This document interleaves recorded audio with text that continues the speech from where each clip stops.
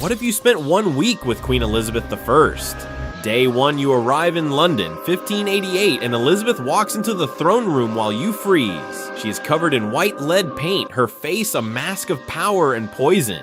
You are about to comment on the toxicity, but she looks at you once, and you instantly decide you have never had an opinion about makeup in your life.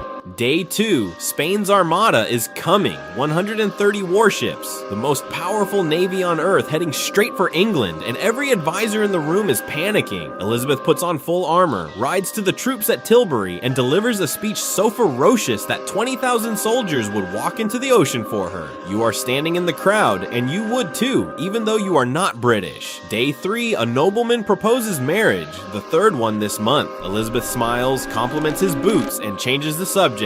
You realize she has been doing this for 30 years. Every king in Europe thinks he is close to sealing the deal. None of them are. The throne is not looking for a co-owner. Day 4, you accidentally call her by her first name. A guard grabs your arm before you finish the word, but Elizabeth raises one hand and the guard stops. She stares at you for 5 full seconds, then moves on, and you do not breathe again for an hour. Day 5, you watch her negotiate trade terms with a French ambassador, switching between English, French, Latin, and Italian mid-sentence just to watch him scramble. You speak one language and suddenly feel personally attacked. Day 6, someone whispers that her mother was beheaded by her own father, that she was declared illegitimate at 3 years old, imprisoned in the Tower at 20, and that she clawed her way to the throne through betrayal, executions, and calculated survival. You look at her laughing with her court, completely untouchable. The most dangerous thing in this palace is not the guards, it is her memory. Day 7, she never married, never named an heir until her final breath, and kept every man in Europe guessing for 45 years. They called her the Virgin Queen as if it were a weakness. You watched her run an empire alone, play 6 countries against each other like chess pieces, and die on her own terms. She was not waiting for a king, she was making sure no king ever forgot her name.